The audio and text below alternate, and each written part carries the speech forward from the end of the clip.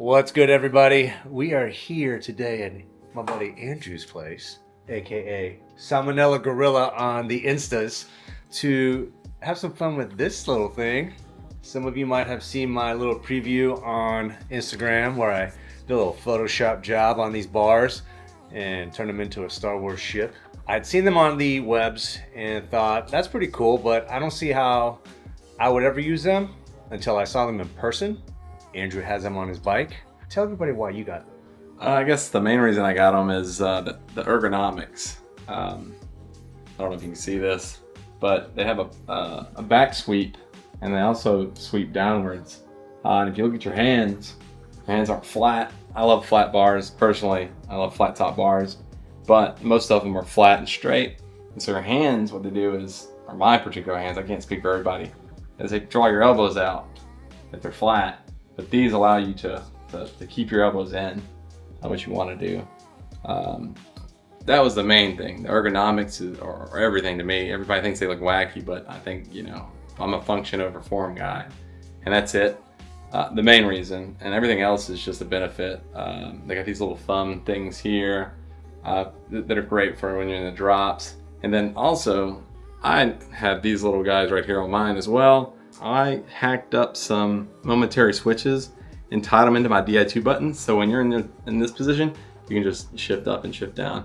I hot glued them in, so they're pretty slick. This is cool because you've got this little built-in bridge in the front for your computer mount, and on the bottom you got your GoPro mount. Everything's one piece, nice and rigid. Here is my current setup. It's the stock bars that came on my Hatchet. They're pretty wide, 42 on the tops, and they flare out to I think 48. More bike packing style. I wanted something a little sleeker, a little more racy, and I've got all these Redshift goodies on it, which I'm very stoked on. Got the suspension stem. I'll have a full video on that soon, but it's been pretty awesome at absorbing shock, just enough to make it a little less grueling on the really choppy courses. They also sell these little extensions here that create somewhat of a flat spot on the top, so when you're riding you have more space to put your palms on, and it's actually very comfortable. As well as these bar end grips. They look kind of funky. They almost look like something that belongs on a recreational bike or like a beach cruiser, but the shape that they're in for these bars work really well in giving you of a platform to put your body weight on. I'm not sure if those are going to fit on the new bars. If they do, maybe I'll keep them. If not, it's goodbye. I'm sorry. Andrew, what kind of problems did you run into, or any difficulties during install? So one of the things I tried to do is you have two inserts here. I tried to use one to route left and right, so I'd only have to go through one side of the bars and one side of the bike. But trying to get it across and over is almost impossible, so I wouldn't recommend it. Other than that, these have to come out. I've found you can't route through these. Pull them out, wrap them around the tube, and then they have little slots that just open up, and you can just stick them around the tube. Other than that, when you route the bars in, I find, or route the housing in, and they come out here, I have a tool, looks like something like this. And when you get in there, I use this once the barb is in the hose, and you can take that and then just stick it in the barb and then push it, and it'll come right out. Bars are on, and they already look like the bike is giving me an extra 300 watts for free. I mean, look at that. 350 at least. 350. No go? You have any in there? You have any fluid in there? Brakes work. Squeeze on out. Spray everywhere. There's a kink right there. Hey, success. Great success. It's gonna be super tight. I mean, yeah, I don't think that's gonna work. That's not gonna work. The original hose was not long enough to route through the bars because this quick disconnect is crimped on, and we have no way of getting that back on sufficiently, which means I am now installing a brand new brake line.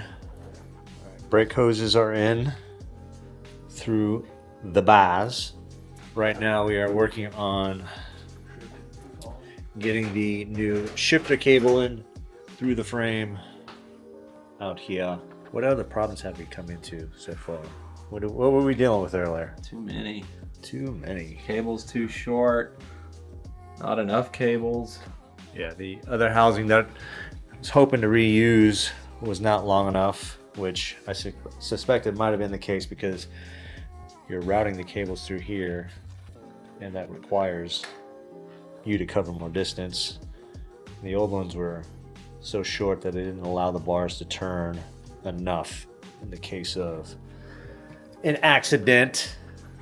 This is my beloved driver post lever, which when I got the bars, I thought maybe I won't be able to run my lever because of how tight that curve is. See it right here. It's pretty intense.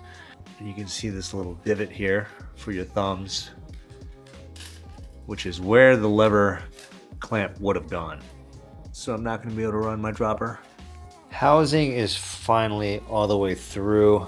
My housing wasn't long enough, so we used Andrew's Jaguar kit, which the cable housing is a thick boy on this, and that was quite the handful to work through, but we made it happen. What are you throwing in there, Andrew? This is like the inner housing. Helps with the cable tension, friction rather. Some people will like WD-40 their lines after long periods. It makes a sealed environment for your housing, your cable, your shifter cable.